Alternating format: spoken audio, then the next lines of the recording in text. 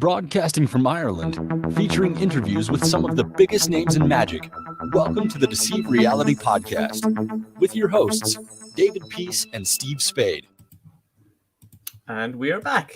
Hi, everyone. Welcome back to the Deceive Reality Podcast. Thanks so much for being here. We're delighted to be joined by the wonderful David Jonathan, and Steve Spade is also here, and I'm David Peace, for all the people who know me. David, how are you doing today? I'm doing great. We got two Davids here, so hopefully it won't be confusing. It's a very original name. Exactly, right? Yeah, I don't think I've ever been somewhere where I'm the only David. It just doesn't happen. Right. So perfect. Thanks for having me. Glad to be here. Yeah. Thanks for joining us, man. Yeah. So we always start asking people about like their history of how they got into Magic, but as you do a lot more of the creation side of things. Because if you could tell us how you got into that side of Magic as the sort of creation thing, and maybe your first creation and how you kind of went through that journey. Yeah, sure. So always had a love for Magic my whole life. My dad was a hobbyist, amateur magician. So he introduced me to Magic at a young age and fell in love with it from there. And it was always a part of my life. Growing up, had an appreciation for it. I mean, I learned some of the tricks through him, but I never really dove hardcore into it until really about maybe 10 or so years ago, where I kind of got back into Magic. I'd always loved watching it, grew up watching, Copperfield and David Blaine and all those inspirations. But I always thought, okay, I'm a muggle. That the stuff that they do is kind of off limits, right? And then I realized, wait a minute, I can buy and learn the tricks that I see, someone like them doing on TV. It's like, oh, a whole new world opened up to me. So then it, really got into it and really did my whole research and had a lot to catch up on because I appreciate the whole history of Magic. So, that's, again, about the past 10 years, I really got into Magic, started learning a lot more aside from just the basic tricks I learned as a kid. And then from there, it was I guess, what if I started creating my own material? It never just came out of necessity. It was just I always loved plots. So, any card, any number, I was a huge fan of. And, I talk about this on some of my ACAN projects. It's the only plot that has a checklist, right? We learn a new ACAN and we bring out the checklist. Yes. It's oh, does the magician touch the deck? No, check. Is it a free throw to card? Check, right? So, you don't see a sandwich trick and you say, oh, are the jokers in full view the whole time? Right? But that's Holy Grail. We put ACAN on a pedestal. So, I had my list and I learned so many versions, but, nothing checked every box for me. So then one day I was like, you know what? Let's mess around. Let's see if I can check every box and dip my toe into maybe creating something here with no expectations, right? So I actually did create something that was refined a lot over the years, but the initial ideas were there. And then I had something that, I thought was really good. So then it was kind of, performed it, got great reactions. And it's like, okay, this is something I can do. And then I just started saying, all right, what else is there? And thinking of more ideas. And then, of course, I created a bunch of material that I immediately found out had already been done before, right? So, I come up with saying oh my God, it's great. And then I do some history and then I'm like, oh yeah, Michael Lamar put that out on Easy to Master Card Miracles. Or yeah, Jay Sankey did that. And, that's the thing where some people come with this idea, they think it's their own. And then they do the research and, oh, it's not mine. Oh, Michael Lamar did it. Well, they get discouraged, but hold on a second. You didn't know that Michael Lamar created that, right? It's you came up with something as good as a freaking legend in card Magic. So it's just validation, right? Yeah. So yeah, there's that initial disappointment, oh, it's been done before. But if you don't have that frame of context, that just means that, damn, you know what? I can do this if I'm coming with material that some of the guys that we look up to, our inspirations, came up with. So, it just kind of spirals from there. And then, as you start to create more and perform more and get more deep into it, it becomes easier along the way and try to come up with guidelines to create things that are more original, which we can get into later in the podcast or whatever. But yeah, definitely. I've been talking for a little bit here. So that's kind of my nutshell and how I got into creativity. No, that's cool. It's a cool journey that you're on with that. Because there's so many. We were talking about this recently on the podcast, and we've talked about it a few times with different magicians about like the straight out of the box magicians that don't add any of their own creativity to it and everything. And I think like if it was magicians at the turn of the century, and you're looking at the greats, the from yesteryear, we'll say they all had original material. No one would do someone else's material, kind of a thing. And I think that's really missing in magic now. Yeah, and look, there's nothing wrong. You don't have to, I think, create your own material to like establish yourself. There's nothing wrong with, I mean, a lot of these tricks out there are classics for a reason. Like, that they've been tested at gigs over the years, and like, there's nothing wrong with that. So I think it's interesting. Some people say like, oh, if you're not doing original magic, you're not like a true magician or something. Like, I don't believe in that. To me, from my perspective, like it's all about passion. So as long as you're doing something you're passionate about, and really it's not about us. It's such an egotistical way to look at things. It's like what we're doing is giving joy and emotion to others. So at the end of the day, it doesn't matter what you're doing. As long as you're bringing out that emotion to someone and brightening up their day and giving them that feeling of magic, whatever it may be, like that's the end goal here. And I feel like sometimes we lose sight of that when we get all caught up in, those discussions around it. So. I think it's an interesting thing as well, where like, depending on where you're performing, because like in Ireland, there's only 4 to 5 million people here. So I know lots of magicians in like America and the UK who might perform at a wedding, and people be like, oh, I've never seen magic before. But it seems like in Ireland, if people hire you for a wedding, it's because they've seen a magician at a wedding, and it's like the same circles are the people who hire magicians for weddings. So you always go, oh, do that trick where it ends up being the glass at the end, or do that trick with the cars on the ceiling. And you're like, oh, I need to start cutting them from my repertoire, because it's like, it seems like everyone's doing this sort of stuff.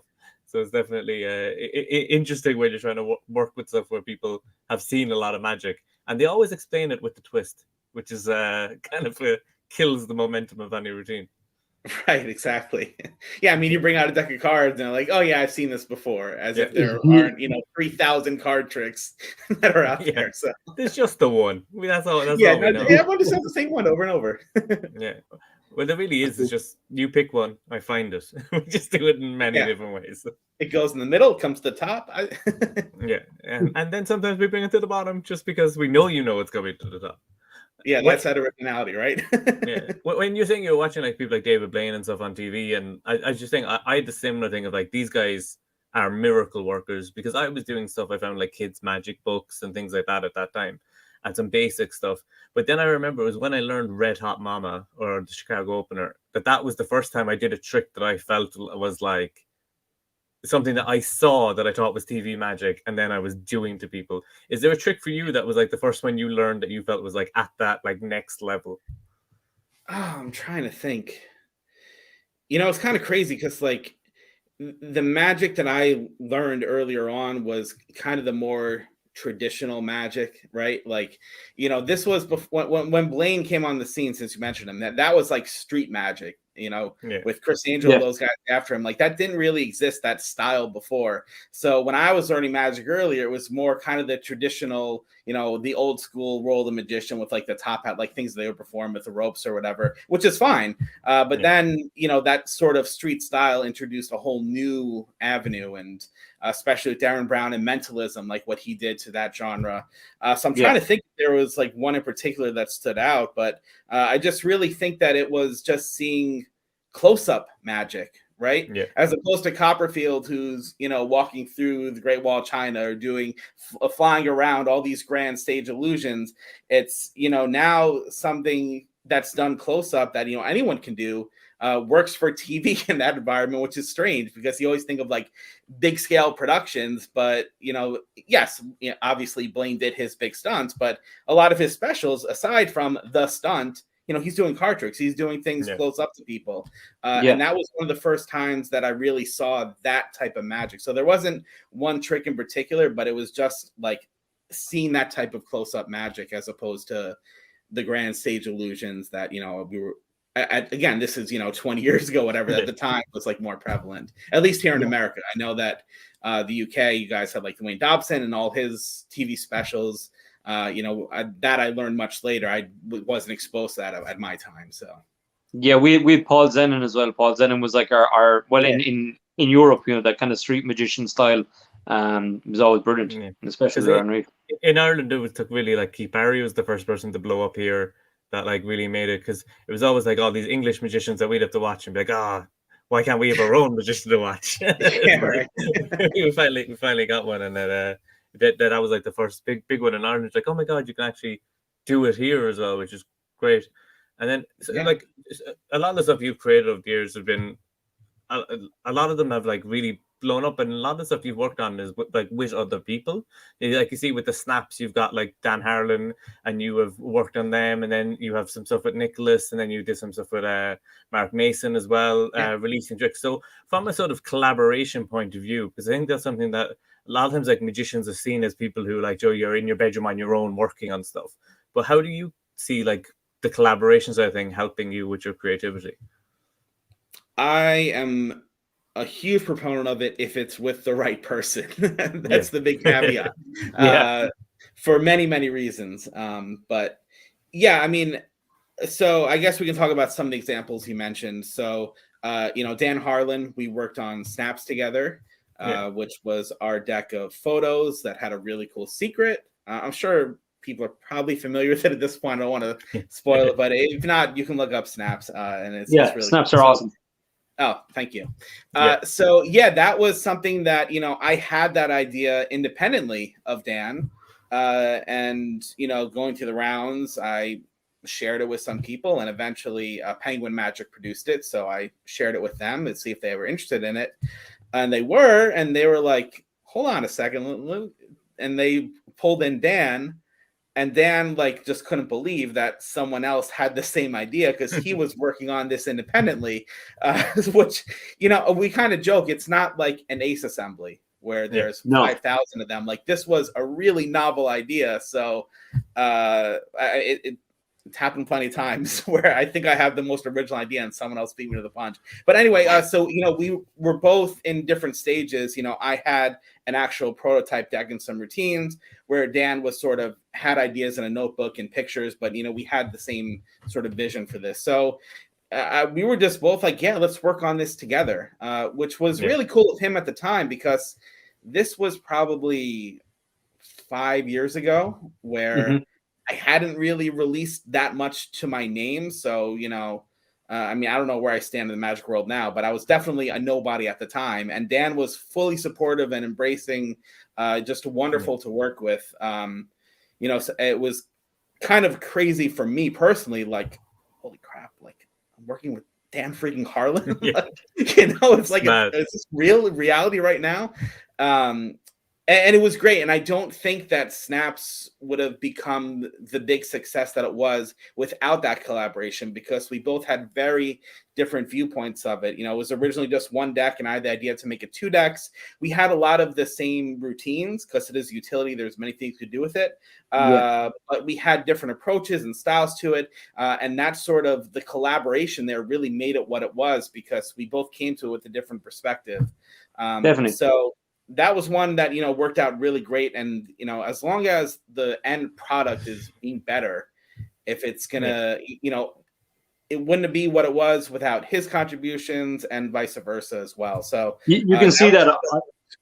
I have Snaps, and I use them a lot, virtually and live. And it's the perfect hidden in plain sight reveal, like ever. Like, it's right there, but you can't see it. It's beautiful, and that collaboration really comes across for anyone who doesn't have it. Just go out and buy it. You thank me later. But the DVD, the download that comes with it, you can see how Dan was thinking about it and how you were thinking about it, and it's such a nice contrast, and it works so well, and it just gives you more and more material.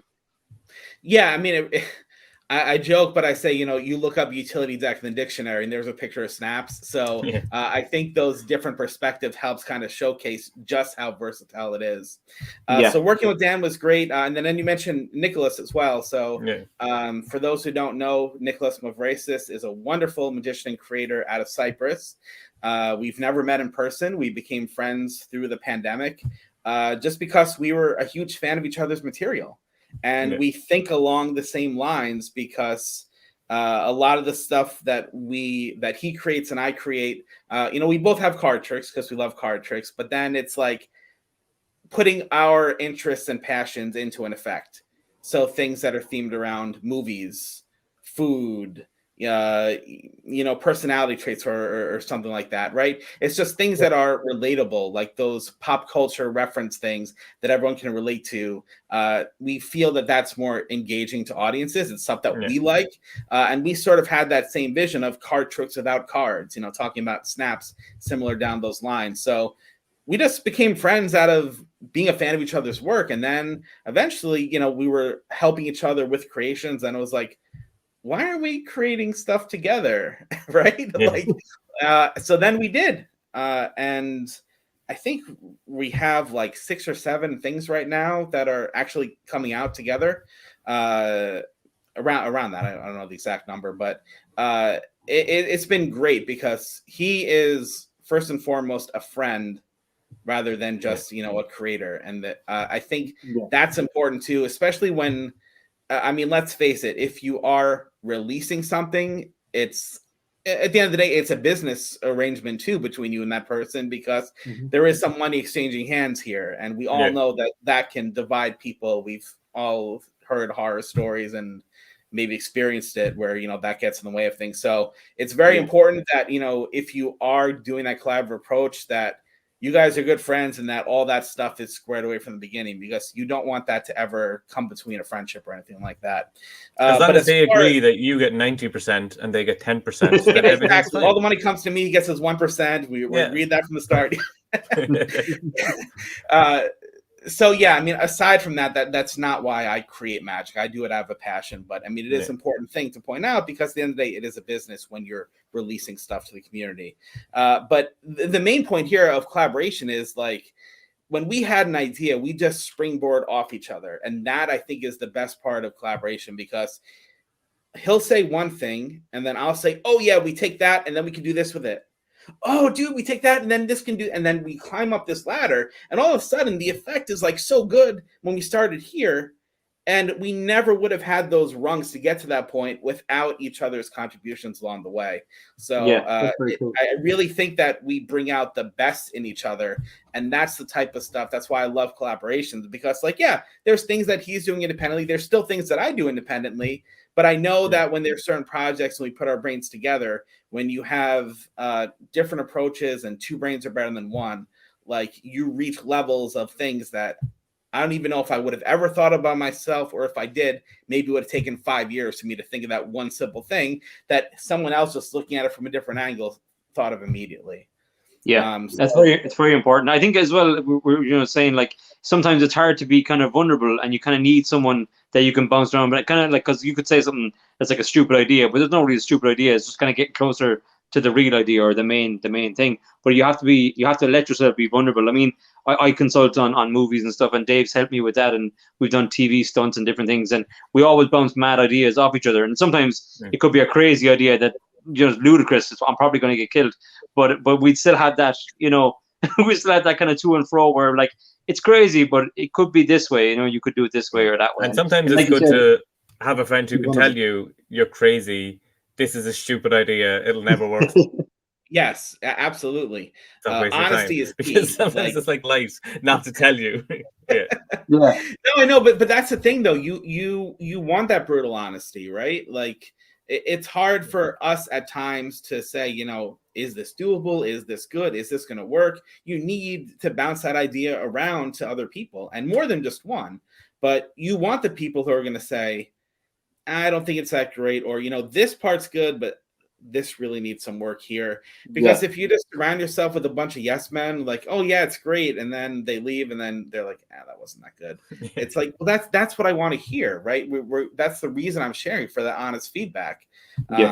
So it's definitely important to me. No, you can waste a lot of time with yes men, people that are just going to agree with you because it's easier to agree and not kind of challenge you a bit. Yeah, and look, if you're people are I tend to believe that people are nice by nature. You don't want to tell someone, be rude to them.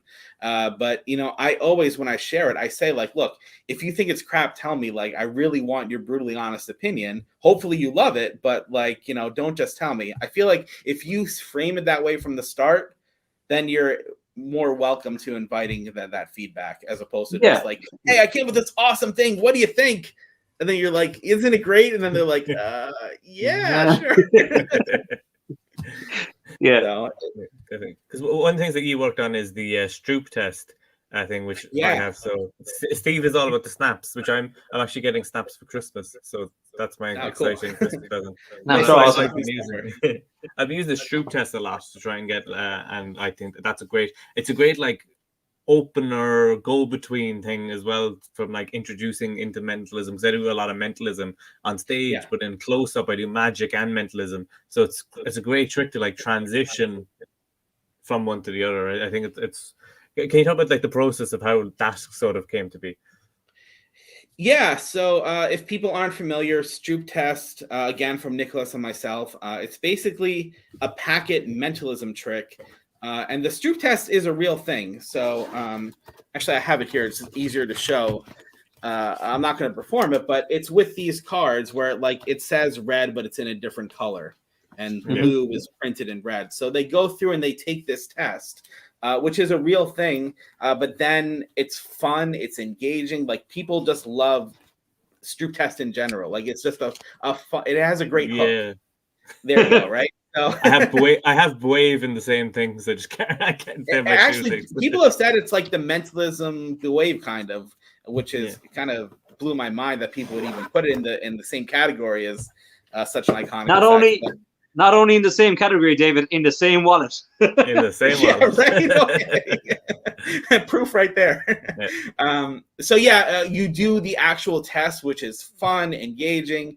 And then there's a mentalism bit at the end where you have this crazy display of influence, or however you want to present it, with a really cool revelation. And then there's even a second phase you can go into as well from there too. So it's just a fun trick. Again, for me, it's like kind of what you mentioned. I use it as an icebreaker because it's a packet trick. It fits in your wallet. And then you're showing and getting them into seeing maybe a small set of mentalism or mental magic without, coming out just right and saying it's like, have you ever heard of a Stroop test? Oh, dude, check it out. They're so much fun. Here, I'm going to show you some colors. And you just get into it. And they don't even know they're about to see magic, right? They don't even know they're seeing a magic trick yet. And then it's like you hit them with that.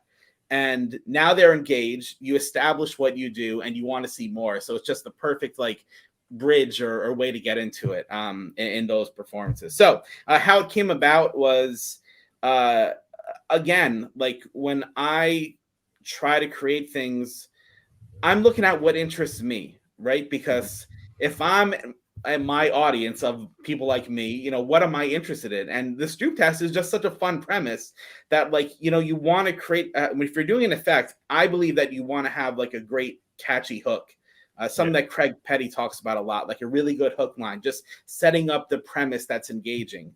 And to me, the Stroop test absolutely does that because it's just such a fun thing. So what naturally lends itself to that? Okay, well, it's all about colors and they're doing this test and there's, obviously some psychological nature to this. So what if I turned it into a psychological influence thing where they're doing a test and then all of a sudden there's this twist in the routine where now I turn the tables and say, actually, this wasn't a cognitive test. This was really to see if I can influence your thoughts and sort of program your brain. And they're like, oh, wait, what? And then they go through and you get the nice reveal. So that was sort of the initial premise and why I was drawn to it. And then from a method standpoint, this was one where I had a method using something else, a different classic approach that I applied to this. And it had issues. So again, I always bounced my ideas off people. So I shared it with Nicholas and he was like, well, if you set it up this way and do this, that solves a lot of your problems. I'm like, oh my God, that's great. And then it sort of springboarded from there again until what we have that you see here. And yeah, it's just such a fun thing. It's so easy. It's just kind of fits in your wallet, instant reset. It was just kind of like one of those things when we finally had it together. It was like, yeah, it's kind of like a no-brainer. Some people are mixed on it. I've heard some people say that the impact, the end result isn't as strong. Other people completely disagree. To each their own. But again, this isn't something that I use as a closer. This is kind of like a bridging effect into mentalism, or just something to get them, casually icebreaker to introduce them to it. So for those parameters, I think it's a home run personally. But I'm glad to see you have it or enjoying it. Yeah, because it was definitely one of those things. I remember first seeing it, being like, "Oh, that's interesting," because I've always liked the Stroop test as well online. I was like, I like that concept, and I was like, because the way I do have a close-ups and in close-up at the moment, but I'm definitely going to get made up bigger on like maybe like A4 size. Yeah, so you for can do it on stage, and I think it's a brilliant just sort of hook, as you're saying as well, for a stage show to get the whole audience can play along for the first round and stuff, and then you can pick someone and you have your magic trick at the end. Because I think it's such a cool concept. It's crazy that it's not there isn't 100 tricks out there about Stroop tests, because it's just such an interesting concept. I know. I was doing my research, and there are a few, but I don't think it was directly tied to the premise as this one. And yes, I do know a lot of performers who made it up in like A4 size for stage, because it definitely works in that environment. And if anyone gets it, it's kind of easy to replicate at a bigger, there's no gimmicks or anything you really have to worry about. It's pretty simple stuff. It's just a clever method that does it all for you. But yeah, it's fun. And then there's a whole second phase, which is kind of wild. My good friend, Andrew Niner, who I think he will start to become more of a household name. He's young. He's still in his teens, but my God, this guy is just creating some really cool stuff. And I'm became friends with him like over the past couple of years or so, meeting him at conventions, and he loves Stroop Test. He's actually in the trailer. He's the one I'm performing it to, and that was his first time seeing it. Yes, he's a friend, but we weren't setting anything up there, and he loved it. So when it was coming out, I sent him a set, and he was just playing around with the cards one night and just said, "Dude, let me show you something." And then he just showed me this whole hidden feature that he found in the cards. And you can do this whole second phase now with that premise. So the first phase of it is now this demonstration of influence. And then as you gather up the cards, you say, you know what, that was about me sort of influencing your thoughts. Now let me try to show you what mind reading looks like. And then they literally you can mix up the cards. They pick any one. They think of either color on it. And then you don't even have to ask them any questions. You can reveal exactly the color they're thinking of, which was just like, some people say that's even better than the main effect. Yeah. And it was just kind of a happy accident. Like, holy crap, we specifically, you would think that we designed these cards with the principle he's using in mind for it to all work out so perfectly. And it literally just happened by accident. And thankfully, someone was smart enough to figure out that feature that we didn't realize. And now you just have this whole great second phase that's just there. It's modular if you want to get into it or not. So I know it reminds me, I saw the trailer recently for Andy Nyman's The Moment, and there's a bonus trick on that, which a lot of people are saying is better than the original trick. And I was like, that's so like the bonus trick that came out with Stroop Test. And it's actually the same method pretty much. Yeah, it's just very clever. So it definitely it's really cool to have that there if you want to get into it or not, or you can just lead with that. I don't think that a lot of, aside from, you mentioned Nyman's the Moment, there are very few packet tricks that offer that type of versatility of a whole second phase. So I think that's really cool. You get a lot of bang out of just 9 cards in a wallet. So yeah, because if you did that, the 2 phases of that in a drawing duplication, that's your table set for a table done. If you had if you're there for 5 to 10 minutes, you're done and you're on to the next table. It's a gradual build, and it's each one's getting stronger and stronger. It's great. Yeah. Glad you guys enjoy it. Some people we're talking to is like a lot of people sort of getting into the creativity and like have come up with tricks that they're looking at and thinking, is it good enough to release? For you, when you're working on stuff, how do you know when something, especially like early on with some of your first stuff, that it was good enough to release or that it was ready? It's a good question, and I feel like even when you think something is perfect, it can't get any better. A year or 2 later, you say, why didn't I think of this? Stroop Test version 2. Yeah, exactly. So it's really hard because, look, a good example is I released something called Sovereign Sandwich, which was my approach to the sandwich plot. And when I released it, it went through many iterations before I was finally at the point where like, okay, this is ready. I put it out. And then I think a year and a half ago, I was doing a lecture and the guy came up to me after and was like, what if you did this instead? And I'm like, oh, so much better. Why didn't I think of that? Like, yes, absolutely. So, I don't just, keep that to myself. So I'm constantly updating the tutorials. So there've actually been 2 additions to that. So when those things happen, I film a new handling, I put it up, I message, my email list or whatever, and just let people know like, hey, now if you go to the tutorial, there's a new video with this new handling.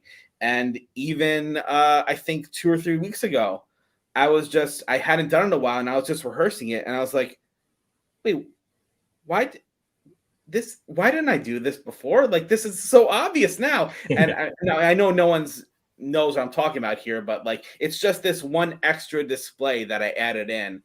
And it's kind of what John Guastafaro talks about with that 1 degree, right? Yeah. So you have the trick and then it's just that one extra thing that just changes everything. So you don't do anything else. It's just one extra display, but that display in the routine just makes everything so much stronger. Just that one extra moment. And I couldn't believe I didn't think of that originally because it was just there waiting to be used. And I know people are like, what the hell is he talking about? But anyway, the example is like you think of something later and then I filmed another edition and put it out there. So, I mean, look, you're never going to know when something's totally done because, again, some people will suggest other things to you.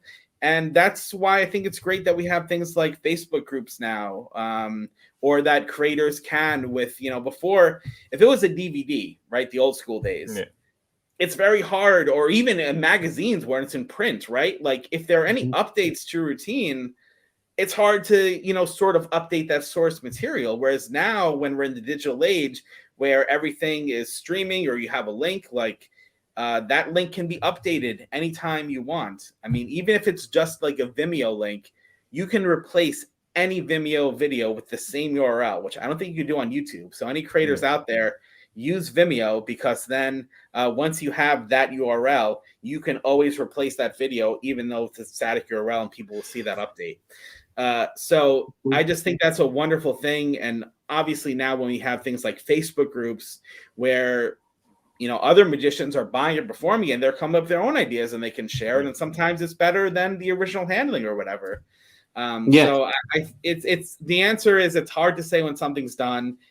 Show it around to a lot of people, get as much feedback, perform it as much as you can till you're at a point where you feel it's maxed out. Because one of the things that I say, so in my lectures, I do a whole thing on creativity, where I share my whole creative process. And, one of the steps is realizing that no trick is perfect, right? There are going to be a negative aspect of every single trick. Like, just think about any effect out there.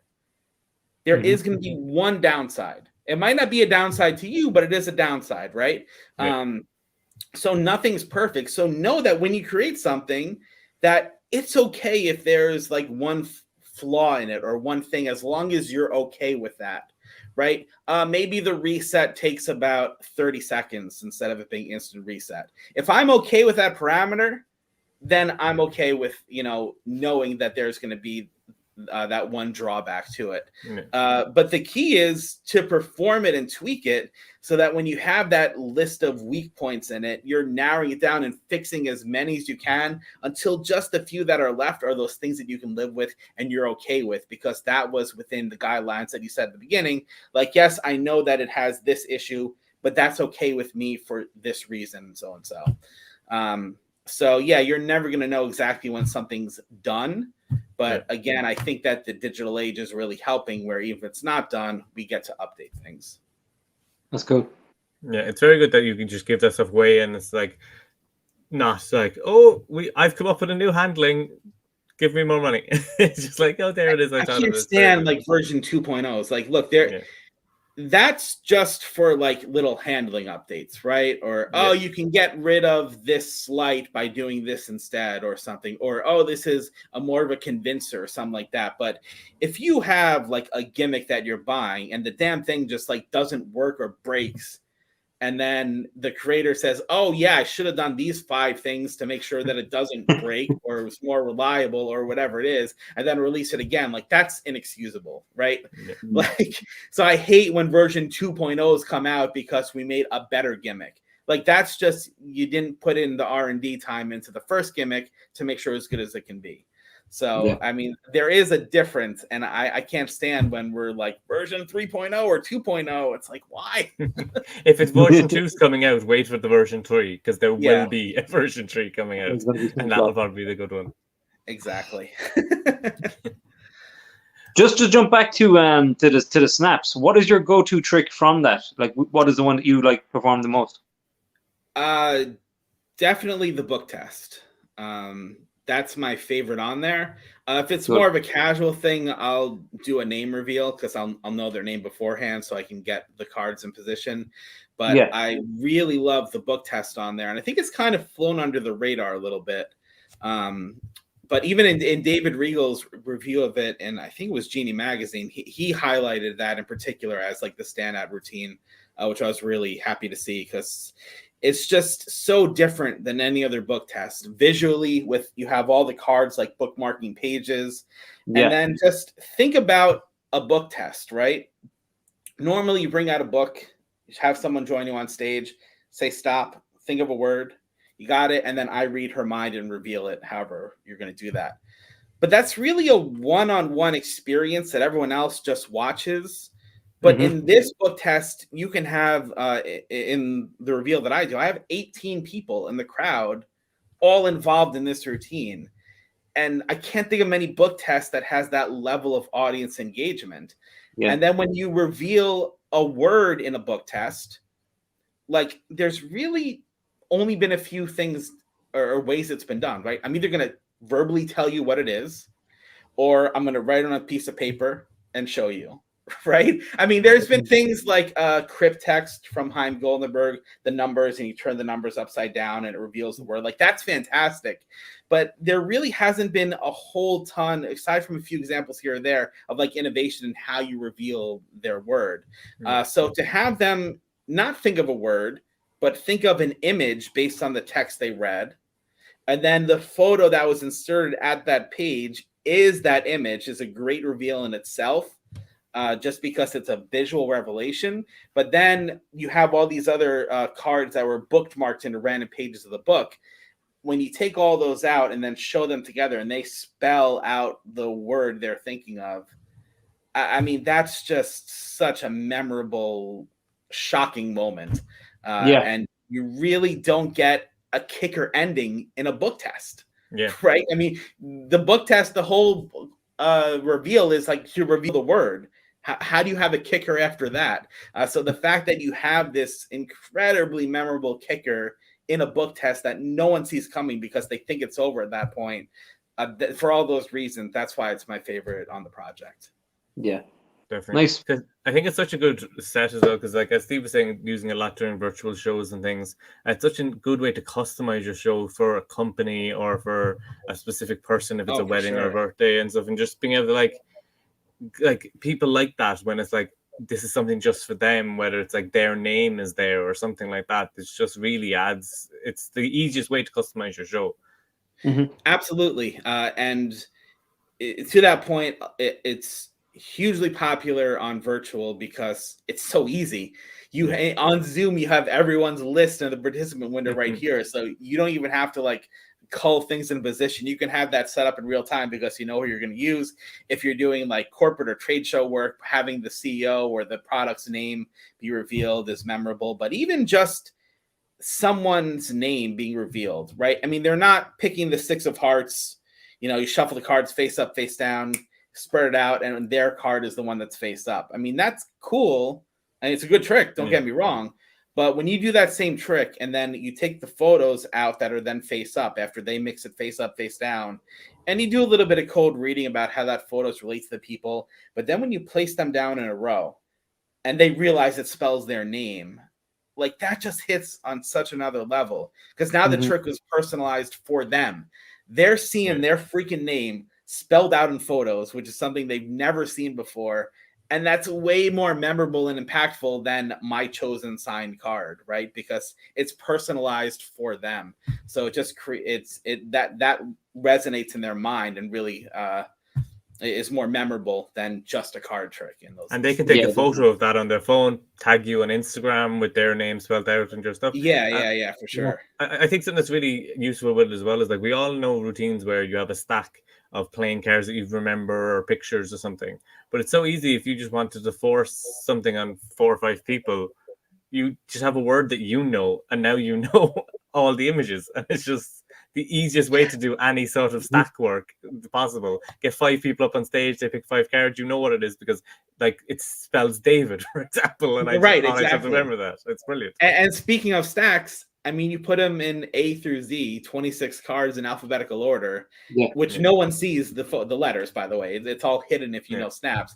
It's like the easiest no memory stack that's disguised, and they're marked on the back, by the way, just in case. So like there's just so much you can do with it. Yeah. It's such a powerful tool. There was one thing we got sent in from someone, actually, another Stephen, just because we have 2 days, we have 2 Stephens now. You mentioned that you have a few things working on. Is there anything like hints or anything you can give us about any releases you have in the pipeline, or is it all very hush-hush? I can share a couple things. There is a lot in the pipeline at various stages. So I think I was looking the other day, there's maybe like 12 things or so. My bank balance isn't going to be happy at the end of this. So. Probably not all next year. Some of these are going to take some time. But yeah, I mean, those all are in various stages. So I can talk about probably a couple things that are coming out. There's a few things. There's a few things with Murphy's in the works. And one of them in particular is very close. It was actually on a shipment ready to go to Sacramento to their warehouse, ready to be released. We were about to film everything, and then we ran to a little bump and kind of have to redo quite a bit of it. So what looked like was about to be imminently released is probably looking a little bit longer, but I can't talk too much about it without Titanus yelling at me. So I will just say that it involves movies. It's from Nicholas and myself. It's not Cinemental, for those who know Nicholas Marissa's first release with Murphy Cinemental. But the best way I can describe it is it's like a Darren Brown show in one act.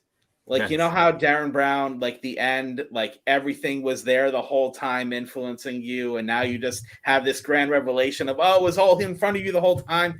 It's kind of like Snaps in that regard, but it's like that, but around movies. And it's really, really cool. It involves envelopes and some really cool like movie tokens. I really can't say much more without facing but it's really cool, and it has a method that I've never seen before. And I'll just say behind the scenes, I've never worked so hard on a method. So Nicholas had the premise for the effect, and he was like, and we can do this for the method. So I tried it out. It didn't work. And then literally months and months of tweaking and trying to get this freaking thing to work. And like every time I solved one issue, it was like 2 steps back. So I was constantly like, finally got to the point where it worked. And you'll see why when it comes out, why I needed Murphy's, because this is beyond anything that I've done before, where now we're having custom mold injected props and all this stuff. I had an idea. I had a working prototype, so I knew the premise worked, but I didn't know if it would work the way that I really wanted it to. And I just had this vision in my head.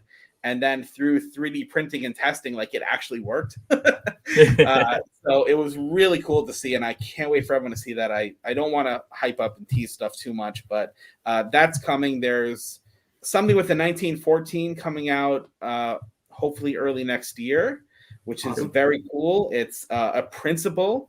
So we're hoping that it's going to be one effect and then maybe a series after that along those same lines. But that is something that involves it's kind of bizarre, but it doesn't have to be. because I'm not a bizarre performer. So, I mean, obviously, if you think of the 1914, when you have guys like Dee and Lewis, they can sort of take it in a really cool, whether it's a little dark or a little mystical direction. But you can also play it very light. But it's all around like you're in a museum and with paintings. But there's something off about the paintings, and it all comes together in a really cool revelation at the end. So that's in the works. I can give a little sneak tease of this. I haven't shown this to anyone before, but this is something that I have coming out early next year. It is all about food and menu. So basically, you're going to have a choice of a 4-course meal, and in a very cool way, everything will have been predicted beforehand. So that is something that is in production right now. What else can I show here? This is very cool. I can't really show much more than this, but I'm hoping this will be out with Alakazam, hopefully next year. And talking about snaps, that was something I created during the brainstorming session for snaps for the routines. The reason I didn't include that on the snaps project was because there's a lot of extra things going on there, whereas snaps are like no gimmicks. The cards are all pure. It's just the principle built into them. That has a lot going on. There's enough. Yeah, but it's, from what I believe, is the ending is something that I haven't seen done in any Magic trick before. I don't like to hype my own stuff up or speak highly of it. Just sounds like you're egotistical. So I'm trying to refrain myself, but I'll quote others. So I know Craig Petty saw this and he was just raving, saying, he actually said in interviews, like, someone needs to ring up Peter Nardi and kick him in the ass to say to get this on the out immediately. Like, put all my projects on hold, just get this thing out. And then Harry Nardi, who's Peter's son, said it's kind of like a new plot in Magic. So that's really interesting. That's something I'm very excited about. There's this guy, which is cool. So this is just a prototype here. But this is one of my approaches to the ESP matchup plot, like the 5 for 5, where you match up the symbols. But I'm using colors. Cool. Which is been done. The box design is cool. It's like the old photo box. It's kind of like a little color wheel here. I feel like colors are more relatable, but there's a twist in there, and the colors play a part in that. Because without going too much, because I don't want the Penguin guys to get upset at me by going too much here. But my problem with the 5x5 matchup was that last revelation is irrelevant. Because once you show that all 4 match, that 5th one there, it's obvious. It's already done. It has to be a match. So I never liked how you end on an anticlimactic moment. So what I've done here is I've added what I believe to be is a new twist to it, where you're not just, there's actually a significant kicker and relevance to that last turnover card, which actually makes it the most important in the routine. So I'm being a little bit cryptic here without giving too much away. I think I know what you're talking about, but that sounds very clever. Yeah, so that's something that I think is really cool, just because it's taking a plot and sort of fixing an issue with it. Cool. So I mean, I think there's so much more that I'd love to talk about, but I'm probably getting into trouble. I probably already said too much, but the movie thing I think is going to be great, because like me and Steve both do a lot of tricks with movies. Where like I've got the Alakazam movie night. Steve is getting sentimental. Actually, that's one thing you have in the post, I think, at the moment. So it's I think just I love the idea, because I love movies. It's like one of my things I do outside of Magic is just watching movies and stuff. Yeah, so, again, I mean, look, you're to that point. We're talking about movies. We're talking about food. I mean, again, it's those relatable things. There's something that's like a personality test too. There's a lot of just topical, fun things. But the movie thing is really cool, and I will just say that it's unlike any. There's been a lot of movie themed releases. Yeah. This is unlike any of those. It's just its own thing, and actually shares some similarities to this in a crazy way. Just okay, the you can ESP take my matchup. money now. I'll get my watch. I'll be back. I'm trying to bite my tongue as hard as I can because I don't want the Murphy's guys to be mad at me, but it's something that I'm really proud of. Yeah. Sounds good. Just before we go into the good, the bad, the ugly bit, there's one thing. You were talking about the any card, any number thing that there's a plot that like it's like the Holy Grail. But is there any plot to you that you really like, but you haven't been able to like crack it? Like for me, I love free will. I just love the concept of free will, but I don't like any of the methods that are out there for free will. Currently, I haven't found one that like fits yet, and it's something that I've been messing around with for a while now. But is there anything for you that you've still trying to crack a certain plot? It's a great question. I would say that ACAN was that, but I think I'm very happy with the progress I made on it, and through things that I've released. If anyone's familiar with like Tokan or anything like that, like I think I can, for me personally, put that one to best. Yeah. As far as other ones, I do love Bank Night. I haven't found the perfect solution to that, and there was one also I don't know what the name or if it's a plot, but where you show like a padlock, right, and someone can put in any combination and it opens. Oh yeah. So there was always a compromise in every single method that I've seen, and I actually came up with Nicholas what I think is the Holy Grail solution to that, and I was so pleased with it because it's so good. And I found out that I beat to the punch. So all I'll say is that check out Illusionist hopefully next year or sometime soon, because when that thing comes out, like that will be the answer to that. It's so genius. Yeah, I bought a few of them over the years. The one I'm using at the moment, the Michael Murray one, but I was saying like there's always a compromise with it that you're just.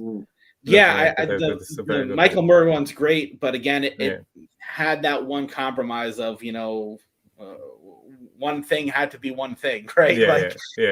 Like this one, just like literally complete freedom, no restrictions, and it'll never open. And when you want it to, whenever they put it in, like it's just and it's hands off too.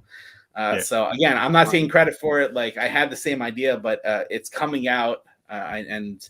All credit to I don't want to give away information, but the creator there it's going to be something that's awesome, and I think it's going to be like when that comes out, like it's put to bed. Like you'll never get any better than that. Because I think that's a plot that has changed a lot as well. Because I remember I had one before where two things had to be a certain thing, and that was fine until we started having 20-year-olds who were born in the year 2000, and then you're like, they don't have any memories before the year 2000, and you start struggling at that point. So it's exactly. Trying to guess people's ages from a distance gets quite tricky.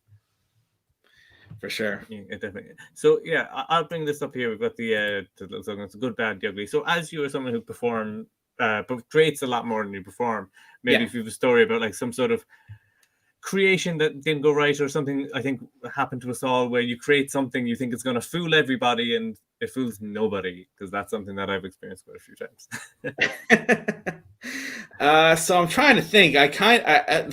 Probably the answer was that thing I was talking about with Murphy, is like when something is literally packaged thousands of units like ready to go, and it's like, wait a second, there's an issue. But look, just to cap off on that point, like I'm glad that the companies like that and myself just put quality control first. Like we're not cutting corners and just saying like, they'll deal with it. Like making sure that nothing goes out until we're 100% standing behind it, satisfied, like being the best it can be. So when things like that come up, I'm grateful. But so that would probably be my answer from a creator's perspective, because that's just a nightmare scenario to have. It has good, bad, and ugly. It's all the ugly of how much. It's all everything's ready to go. The bad is something is wrong, and the good is that you're actually fixing it. So it really does cover the whole gambit. Yeah, I mean, as far as that, I mean, look, we've again, so as you sort of mentioned, I'm more of a creator than a performer. So I perform, don't get me wrong. I'm out there performing socially, but I'm not doing it as a professional. It's not my job as a magician. So I create, I have a passion, but I do road test everything that I create. And there are certain effects that I've done where like you just have that moment of it just fails. Like there's no out, because over time you work a trick and like, okay, if this happens, I'll have this out or this here. I know how to handle the scenario. But when you're creating something and just trying it for like the first or second time, like there's no safety cord, right? So I've had things fail, and it's just like I joke it off like, shit, I guess this isn't gonna work. Like, you just move on, and it's embarrassing. And I'm sure other people have much better stories. So I apologize. My lack of experience in that realm doesn't lend to the best story here. But I'll turn it into a positive, because that's what I can do as like a motivational speaker type thing. So one of the things that I think is important is that no matter how ugly it was, no matter how bad you fell on your face, like everything is important. And like, I wouldn't trade those failures for the world, because they're learning experiences, especially in the creative process, where you're going to say, shit, that just completely fell flat on my face. Like, did not work, was so embarrassing. And that moment lives on in your mind after. Like, in all reality, they're not going on saying, oh, you see that magician, the way, how embarrassing. Like, they don't care. They're having drinks. They're off. They're having a good time. They remember all the other things that went right. But I go home and I say, okay, you know what? This failed, but why did it fail? This thing here, let me go fix this. So failure is just like part of the process, right? Like, you're going to take that failure and then say, okay, it failed for this reason. So what can I do? Okay, I can do this, and now that'll never happen again. So I'll gladly take that one night of embarrassment if it's going to lead to the next 1,000 nights being flawless, right? Because it's going to improve the effect overall from that. So, my approach is like, look, things are going to happen. Things go wrong. It's all learning experience. And like, until you have those happen to you to learn from, whether it's to make you a better performer, whether you know what to do in that situation when it comes up again, or whether it's going to improve the effect, like, don't just say, well, damn, that sucked. It's like, okay, that sucked, but here's what I'm going to do about it. So now I know, again, even as a performer, if that happened, I know now how to handle that in the future. So, I've just always had that mentality of like embracing failure. So to me, it's not even a big deal when that happens, because like, I know that's just part of the process. Yeah, it's part of the creative process anyway. If you're going to create something, there is going to be failure. That's part of the creation. And everything fails once, and you got to like, I prefer to fail early, so I know, rather than being super confident at 2 years in, and then I would fail. Exactly. So, and that's the thing too, like when you're creating something, it's like, okay, I can practice it. It's going to work. But like, let me try to break the trick. What if someone inserts the card here? What if this goes in this way? Like, let me try to force those scenarios before they happen, just thinking what can happen in the real world. Because as we all know, the spectators aren't necessarily going to follow our instructions, no matter how clear we say, put the card in the middle of the deck, and then like it just goes here, or, cut the cards, they give it a shuffle, right? It's like, no matter how much you instruct them, things happen. People are drinking, they're having fun, they're whatever. So you just got to plan for all that. Yeah. Do you have someone who you showed something to first? Like for me, a lot of my tricks I showed to like my wife or my mother, because my mom, I don't know how she does it, but she figures out pretty much every trick I do. So I'm like, if she figures it out, that doesn't mean I don't do it. But if she doesn't figure it out, I know it's a closer. So it's like, do you have someone like that who you always test it out on first? Yeah, definitely. So I have like a close circle of friends and magicians that I trust to share things with earlier on, to get their feedback.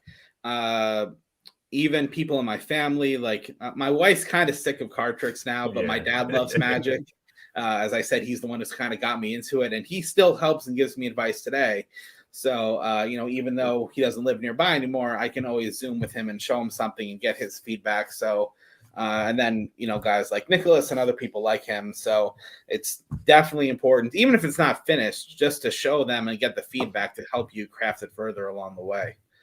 But I think that's one of the things too. It's like when me 6 years ago, dipping my toe into like creating something, I was so worse off than where I am now. Like, just from experience of doing this over and over and thinking, like, you get to the point where you can kind of see in your head how everything's going to play out and how audiences, you get a good sense of how they'll react to certain things. So, it still has to be like fooling and all that. So there's a test for that. But I like to think that my stuff is pretty fooling. So definitely. And I think a shout out to all the partners of magicians out there around the world who have to sit and watch us do 20 million card tricks. Usually, I know. My wife it's late at night. I was at work all day and I just put our kids to bed. The last thing I want to do is see her magic. Like, I just want to react. So I'm like, I totally get that. Like, I'm usually the most creative around midnight, and it drives my wife crazy. Yes. I just want to go to bed. No, seriously, that I couldn't agree more, because like I get my best ideas when I'm lying in bed before I go to sleep, because you're in the dark. There's no TV, there's no phone, there's no distractions. It's literally just you and your thoughts. So that's when your mind really opens up, and you might be tired, but I can't tell you how many times I'm laying down to go to sleep, and then let me get my phone. Let me write down the notes really quick. Put it back down. Oh yes, and grab the phone again. Let me write this down, like, before I forget. Like, just every night I feel like that's when the best ideas come to me.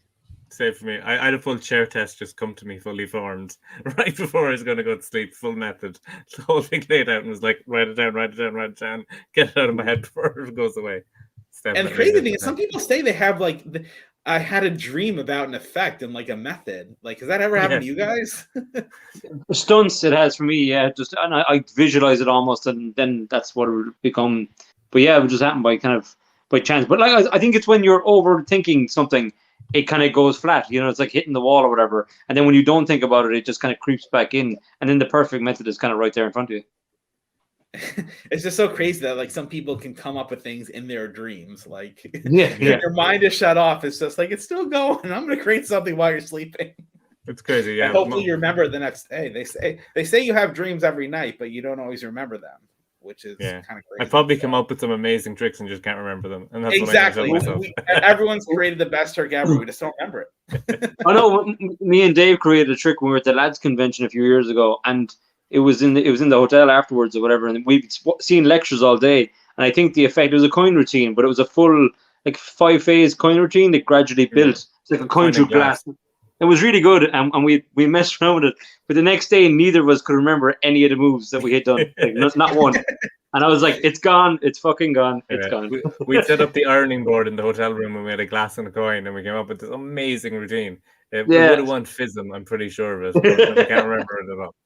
That's it's the like problem. tribute. That's the problem with conventions. It's like you come with stuff, but then you got to moderate your drinking too, because it's like you're having fun, you want to drink, but then it's like, wait, I'm going to forget everything. It was probably the worst routine we've ever seen, but we were drunk and thought it was. Probably. It was too much knowledge. It was just like a pouring of knowledge all day, and then like this. I mean, it would have worked, but yeah, it's gone. So that's it. Well, maybe it'll pop up in a dream. Hopefully tonight. So we've just gone over the hour there now. So I just want to say thank you, David, for coming on. We really appreciate you coming in here. And for people who want to follow up with you, they can go to your website and stuff like that as well. So we can put that in the description for people. Yeah, davidjonathanmagic.com. And then while you're there at the bottom, there's links to my email and social media and all that. So that's kind of like a one-stop shop to see my stuff and get a hold of me. Absolutely, definitely. We should go over there. I'm at David Peace Magic and at Steve Spade there as well. And if you can follow Deceive Reality and if you watch this on YouTube, make sure you hit like and subscribe. We're trying to get up the subscriber count. And if you're watching on Spotify, go buy Snaps, definitely, and Stroop Test.